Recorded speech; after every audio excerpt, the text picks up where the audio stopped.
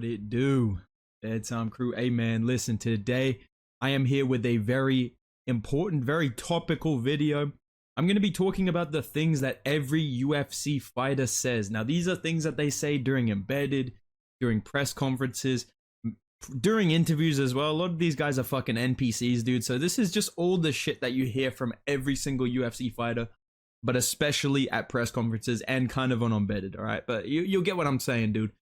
Let's start this off with an absolute heater, all right, dude? If you're going up in the S and the A and the B tier, these are solid, serviceable statements to be making. If you're down in the C and the D tier, I'm sick of that shit, dude. Let's start off with a good one. Best camp of my life. Guys, hello. Guys, listen, man. This was the best camp of my life, dude. I mean, come on. I'm here, aren't I? Every single fighter, every single embedded, the coaches are there. This was the best camp of his life, man. Yeah, he's looking really sharp in training camp. He was ahead of his schedule with all of his numbers, all of his weight and everything like that. This is the best camp we've ever had. Smoothest camp of his life. Fighter proceeds to get knocked the fuck out every single time. Like, bro, every single fucking fighter and coach says this shit, dude. I know you're not supposed to be like, yeah, this camp's been terrible, but best camp of your life? Best camp of your life. It does work though, so I'm gonna put it in the B tier, all right, dude? Okay, I just complained about it, but it is kind of like, it does work, and it is a all reliable, and it's, you know, it's serviceable, it's solid, it's B tier, you know, so it's whatever, dude. You know, you just throw it, oh yeah, best camp of my life, dude. Yeah, best camp of my life, man. I feel good, dude. So let's chuck that one in the B tier. I'm gonna move on to one that I fucking hate, all right, dude. I'll let my fighting do the talking. Now, there's a lot of variations on this at a press conference. You know, the guy whips out the fucking, you know, I'm not gonna say too much. I'm gonna let my fighting do the talking on Saturday. You know, even Brian Ortega, my boy Brian Ortega, hit the, you know, sometimes the best response is no response. Like, what the fuck does that even mean, bro? What the fuck does that even mean? But yeah, when a fighter pulls this one out, you know they've got absolutely fuck all to say. They've absolutely been cooked at the press conference. Yeah, they've hit rock bottom when you're at a press conference where you're paid to talk and you're expected to speak and answer questions about your fighting. The only thing you have to say is, yeah, I'm gonna, you know, sometimes the best response is no response. You know, I'm gonna let my fighting do the talking on Saturday, dude. You know, I'm gonna fly out of here, man. I got nothing to say. You're at a press conference. You should have something to say. So I'm putting that one in the D tier. I fucking hate this one. Yeah, dude, you don't sound cool when you say this shit. I'm gonna be honest with you. Let's move on to a very specific one. This is usually an underdog or, you know, a wise kind of older fighter that's being doubted. I'm gonna put, I know the challenge in front of me, dude. I'm gonna put that in the C tier. Dustin Poirier's been using this one a lot. He's been pressing down on the D-pad, selecting this one a lot this week. He's been like, yeah, you know, listen, dude, I know the challenge in front of me, dude. You know, I know what's in front of me. You know, pound for pound, best fighter in the world, dude. You know, it's 25 minutes to make life fair, man. You know, I'm coming with everything I got. I'm putting this one in the C tier because, you know, it is respectful. It is humble. It can be kind of cool if you add on to it, but it's like, you know, you're stating the fucking obvious here. You know, obviously, you're not going to go on the mic and be that guy that's like, yeah, there's no challenge for, yeah, it's whatever, dude, this guy sucks, right? Some fighters do that, but most fighters, they're getting on the mic, they're hitting this classic one, they're hitting the, yeah, I know what's the challenge in front of me, this guy's a great fighter, you know, he's really good, he's really well-rounded, you know, and the media, can I just say as well, the fucking bots at these media press conferences, dude, they always like put the answer in the guy's mouth, pause. They're always like, with Islam Makhachev, are you worried about his grappling? Because obviously he's a great grappler. He submitted Charles Oliveira. Are you worried about his grappling? Because obviously that's the strongest part of his game. What the fuck are they supposed to say? Nah, dude, nah, his grappling sucks. Yeah, everything you just said, he sucks. Like, what the fuck kind of question is that? So I'm not gonna hate on this one too hard. I'm not gonna put it in the D tier, but I know the challenge in front of me. It's kind of generic. Like, it's fucking obvious, dude. Let's move on to one that I absolutely hate, but it does get a pop. So I'm gonna put it in here. What's up, location? This one pisses me off. I don't know why, but this one's just so lame. Like, people get asked a question like about a fight coming up, about their opponent, they'll just get on the mic. Yo, what's up, North Korea? What's up? It's like, dude, don't try and fucking pop the crowd. Answer you're not Dana White, bro. That's Dana White's job to come out there and go, yo, Vegas, what's up? Love you guys. That's not your job, dude. You're a fighter, bro. But all of these guys do this shit every single time. I think they just want to get cheered, like, especially like NPC UFC fighters. I feel like this is a classic that they be bringing out. They be hitting the classic, "What's up, Vegas? What's up, dude?" The best is when the crowd is like, "Yeah." Like, that's what I love when this one happens. So I'm gonna put this one in the D tier. Really not a fan of that one. Let's move on to another classic. I mean, these are all classics. These are all things you're gonna hear at every single press conference, without a doubt. This one's a good one. I can't wait to put on a show for you guys. Now, this one, why I like it so much, why it's in the B tier. First of all, it's, you know, it's a solid kind of line. It's a solid thing to say. It's gonna, guys, I'm gonna put on a show this weekend, guys. I can't wait to put on a show this weekend, guys. And you know what is really cool about this one? Multi-purpose, multicultural. I'm seeing Joanna Young Jacek hit this one, being like, "I can't wait to put on a show for you guys tomorrow night." You know, like, everybody can hit this one. Even Weili Zhang loves hitting this one. So for that reason, I mean, I can't wait to put on a show for you guys. You can say it multiple ways. You don't really have to speak English that well to say it. So, you know, Nate Diaz can hit this one as well. Stipe can probably hit this one. This is a really solid hype up the crowd one that's not kind of corny, like, "What's up, Vegas?" This one's unique. It's a solid one. So let's put it in the B tier, man. This is a pretty good one. Let's move on to something similar along the lines of, I know the challenge in front of me, but it's a little bit different, a little bit more answering a question about what's next, and I think it's a solid one. We're gonna say not looking past this guy. All right, not looking past this guy. I mean, it's just a fucking lie. Like, it's just a fucking lie, dude. That's why we're putting this in the C tier. If you're in the UFC, are you seriously telling me, like, obviously what I mean by this, when you're training for a fight and, you know, you're thinking about a guy, you're not really going, "All right, I'm gonna fight this guy, and then I'm gonna fight this guy, and then I'm gonna fight that guy." But dude, you can't even answer a single question of who's next.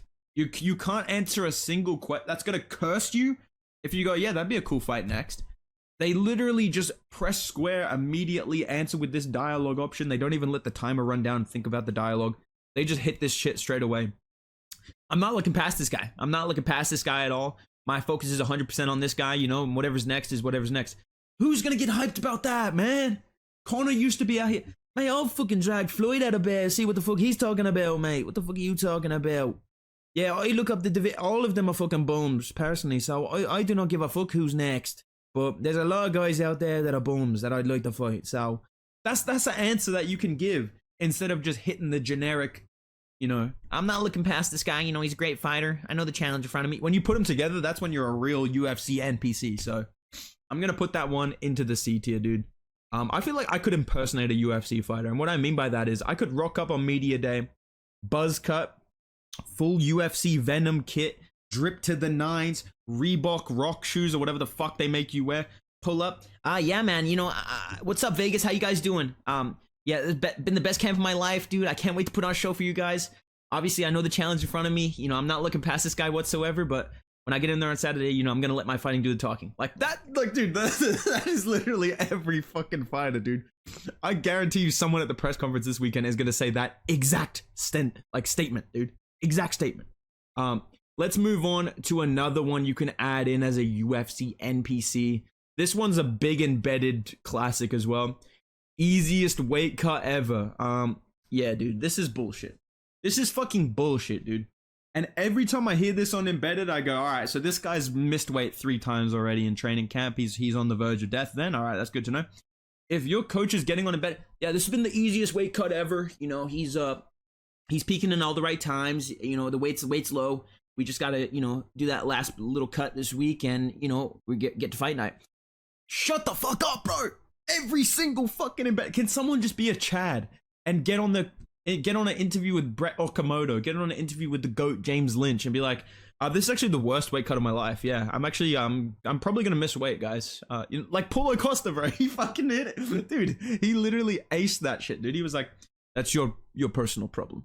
And fucking Marvin Vettori was raging out over that shit. He literally chatted his way out of a weight cut. I mean, come on, dude.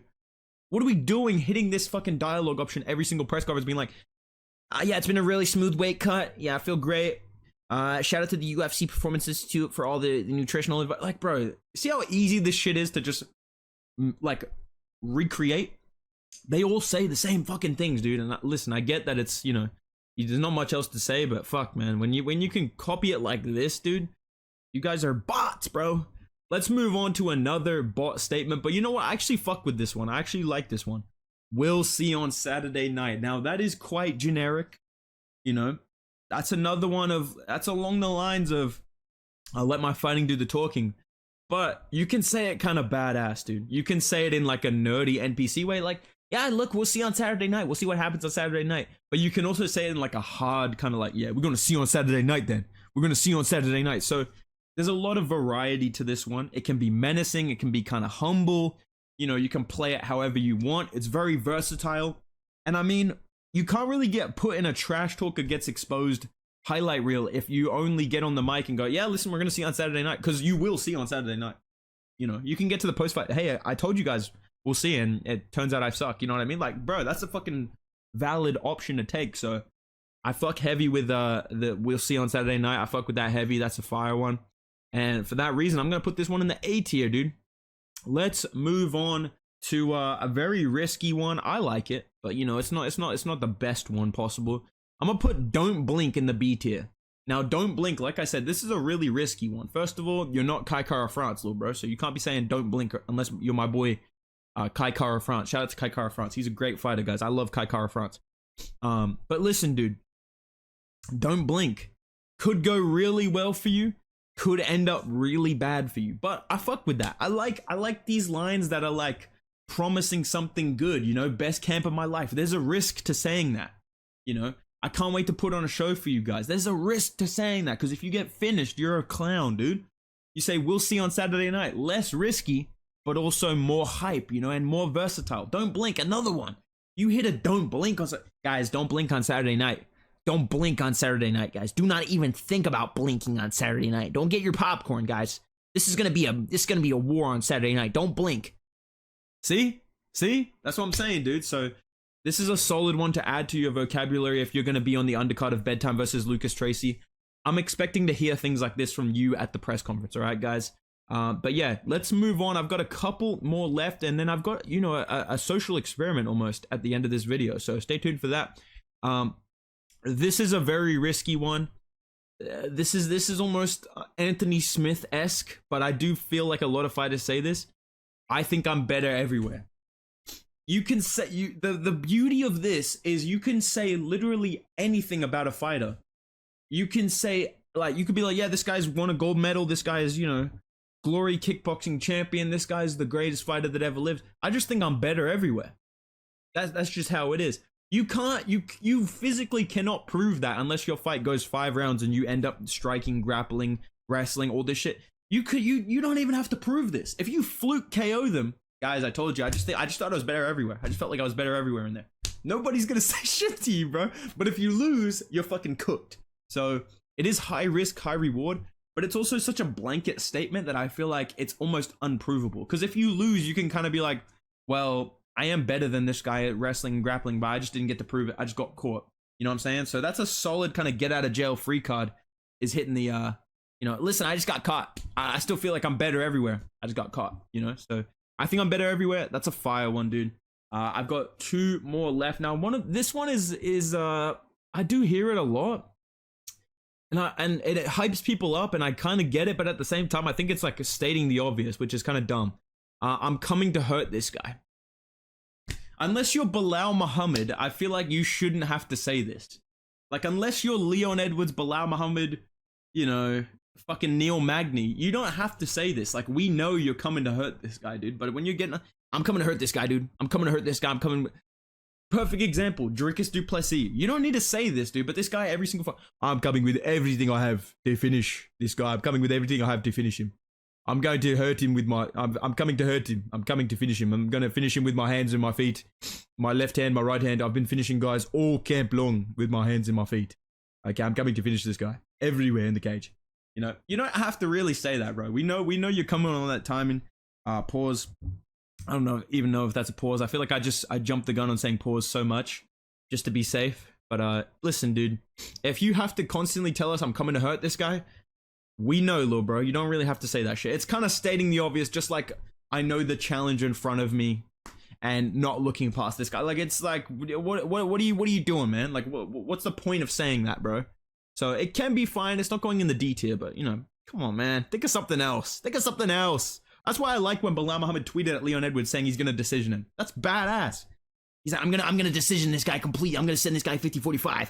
I'm gonna beat him in the striking and the grappling and the wrestling. I'm gonna decision him like I'm prime GSP, dude. Literally split decision. That's how I'm gonna beat this guy. 100%, dude. Alhamdulillah, bro. I'm gonna finish this guy by decision, dude. That's what you need to be on, bro. Last one I'm gonna talk about here, guys, and this is a Anthony Smith, Corey Anderson classic. Levels. I mean, come on, dude. This works pre-fight, post-fight, mid-fight. You just drop it. Listen, there's just levels to this.